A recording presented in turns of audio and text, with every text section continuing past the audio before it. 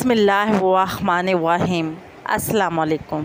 خوش نصیب ہے وہ شخص جو ہر فرض نماز کے بعد آیت الکرسی پڑھنے کی روٹین رکھتا ہے، کیونکہ رسول اللہ صلی اللہ علیہ وآلہ وسلم نے فرمایا، جو شخص فرض نماز کے بعد آیت الکرسی پڑھے اس کے اور جنت کے درمیان صرف موت کا پردہ حائل ہے، یعنی جس دن آنکھیں بند ہوں گی تو وہ جہنم سے آزاد ہوگا اور جنت کا مہمان ہوگا۔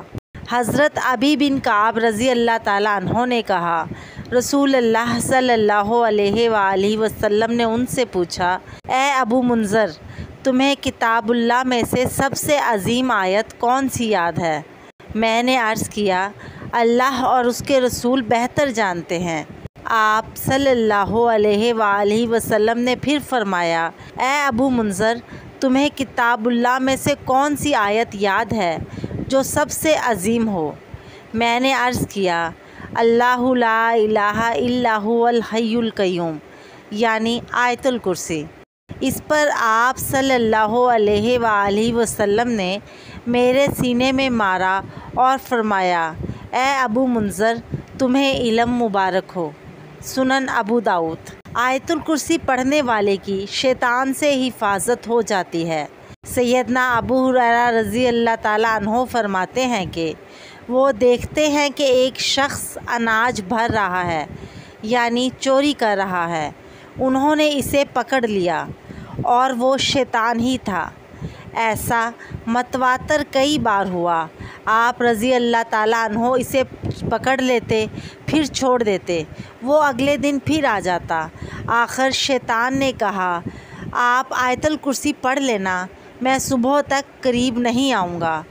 جب آپ صلی اللہ علیہ وآلہ وسلم کے سامنے اس بات کا ذکر کیا گیا تو رسول اللہ صلی اللہ علیہ وآلہ وسلم نے فرمایا کہ دنیا جہان کا جھوٹا ہے شیطان، لیکن یہ بات سچ بول گیا۔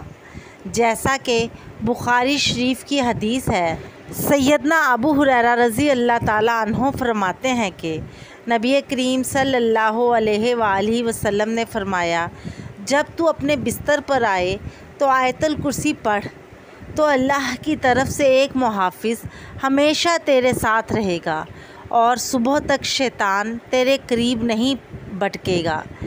آیت الکرسی اس قدر عظیم نعمت ہے، یہ ایک مکمل دعا ہے۔ اس میں اسم اعظم ہے اور اسم اعظم کے ساتھ مانگی گئی دعا اللہ تعالیٰ کبھی بھی رد نہیں کرتے۔